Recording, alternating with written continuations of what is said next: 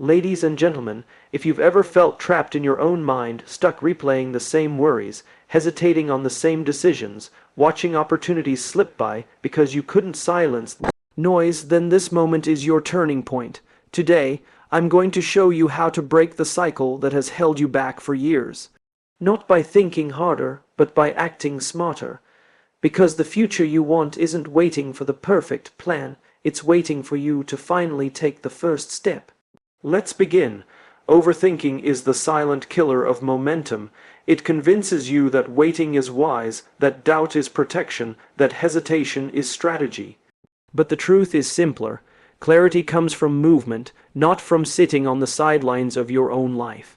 When you act, even imperfectly, you gather information, you gain direction, you discover what matters. Action is not the opposite of fear. It is the antidote to it. The first shift begins with purpose. When you know why something matters, decisions become lighter.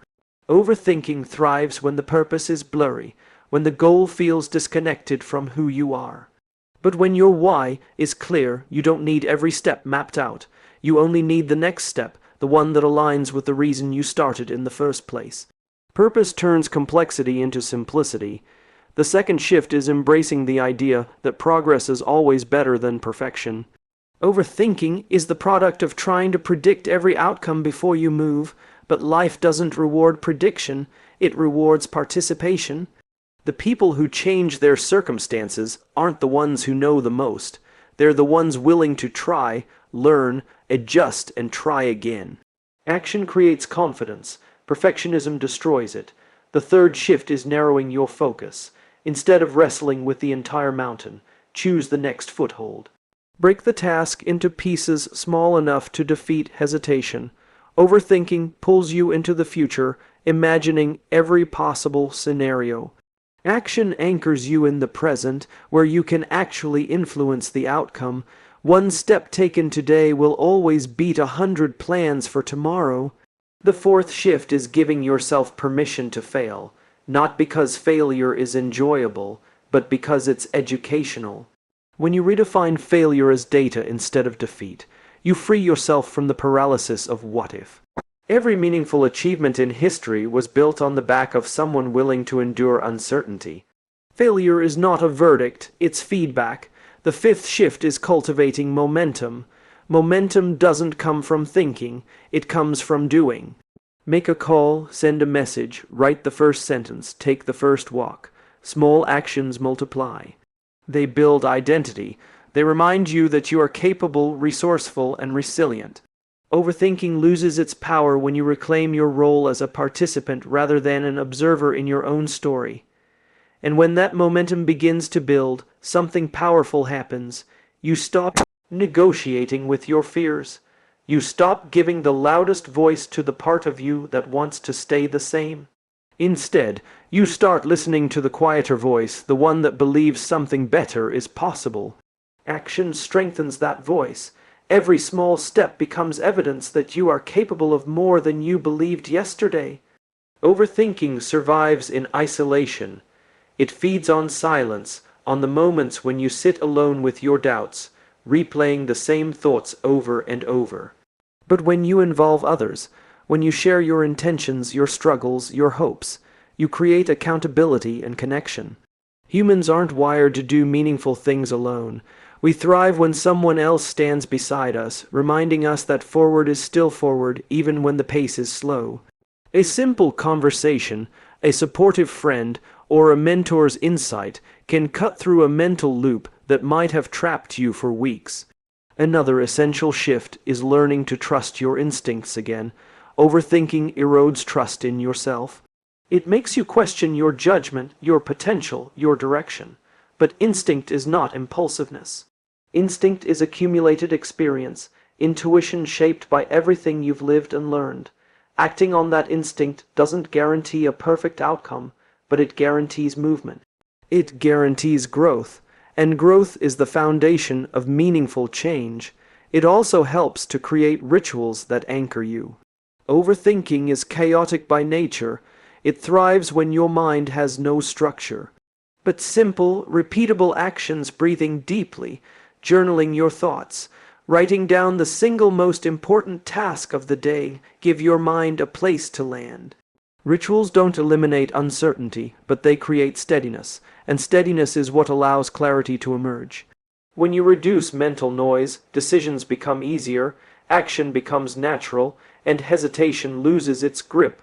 One more shift is accepting that discomfort is part of the process. People often wait to act until they feel ready, confident, or fearless. But those feelings don't come before action, they come because of it. Discomfort is not a sign that you're doing something wrong. It's often a sign that you're doing something meaningful. The people who achieve extraordinary things are not the ones who eliminate fear, but the ones who move with it, understanding that courage is not the absence of discomfort, but the decision to continue despite it. And finally, remind yourself that your life is shaped not by the things you think about endlessly, but by the things you choose to do. The world does not respond to your worries, your doubts, or your imagined scenarios. It responds to your choices. It responds to the steps you take. When you choose action, even small action, you rewrite the story. You transform uncertainty into possibility, hesitation into strength, and overthinking into momentum. And when you begin to see your choices shaping your reality, you realize something profound. The gap between where you are and where you want to be is not filled with genius or luck or perfect timing. It's filled with repetitions of simple, courageous decisions, decisions to show up, to lean in, to try again. Overthinking convinces you that you need extraordinary certainty before you move. But life rewards those who are willing to move with ordinary courage, because that courage compounds into something extraordinary over time. You also start to understand that action is not just a physical movement, but an emotional commitment. Every time you take action, you signal to yourself that you are worthy of progress. Overthinking often springs from a belief that you are not ready, not capable, or not deserving of the next step. But action challenges that belief, it rewrites it, it gently tells your mind, I can do this, even when doubt insists otherwise. The more you act, the more evidence you create that you are capable of handling the challenges ahead. Another powerful shift happens when you choose curiosity over fear. Overthinking is rooted in the desire to avoid pain, embarrassment, or disappointment. But curiosity invites exploration.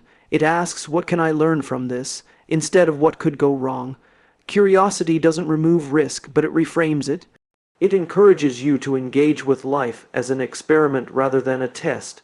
When you adopt that mindset, mistakes become discoveries, and uncertainties become opportunities for insight. Curiosity opens doors that fear keeps closed. You also begin to realize that the pace at which you move is far less important than the direction.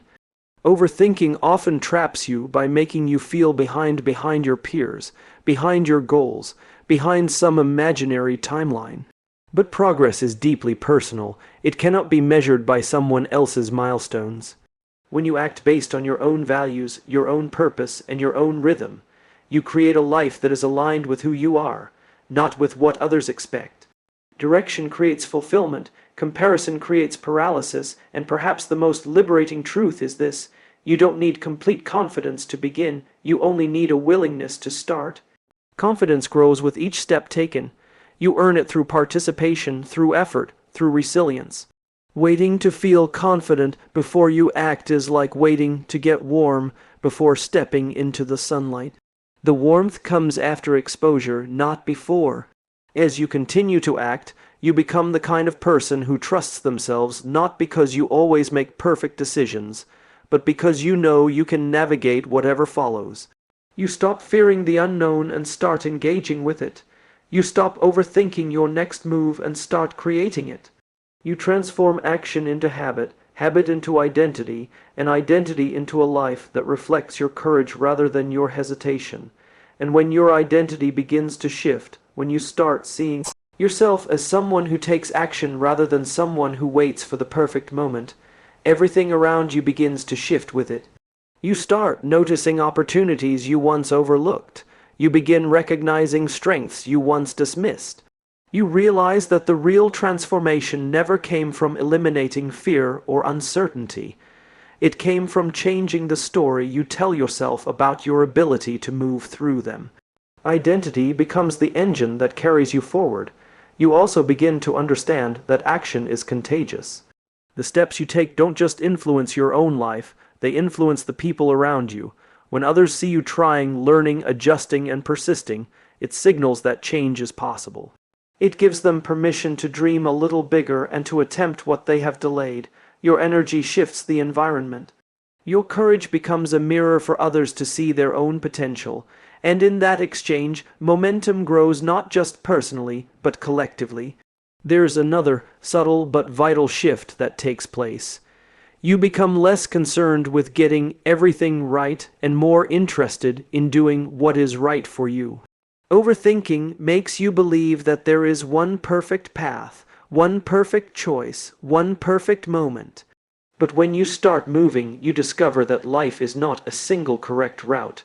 It's a series of adaptable paths. Every action gives you more clarity about the next. Every decision teaches you something valuable. The pressure to get it right dissolves, replaced by a commitment to staying aligned with your values and your purpose. You also start to embrace resilience as a companion rather than a last resort. When you take consistent action, you realize that setbacks are not reflections of your worth but reminders of your humanity. You begin to see challenges as part of the process rather than interruptions to it. Overthinking tries to protect you from disappointment by keeping you from trying. But when you act, you learn that you are capable of rising after a stumble, adapting when plans change, and continuing despite uncertainty. Resilience becomes a quiet strength, a steady reminder that you can handle more than you once believed. And as you deepen this practice of acting with intention, you become more aware of how small actions accumulate. A single step feels insignificant, but a series of steps builds momentum. Momentum builds confidence. Confidence creates transformation. Overthinking wants dramatic breakthroughs. Action prefers consistent effort. And it is consistent effort that ultimately reshapes your life. The little things you do daily carry far more power than the big things you think about endlessly. With time, you start to feel a shift from internal conflict to internal cooperation. Parts of you that once resisted action begin to align with your desire to grow. Your mind becomes a partner rather than an enemy. Your thoughts become guides rather than obstacles. And slowly, the habit of overthinking loses its authority over your decisions, replaced by a growing belief that movement, any movement, will always teach you more than hesitation ever will.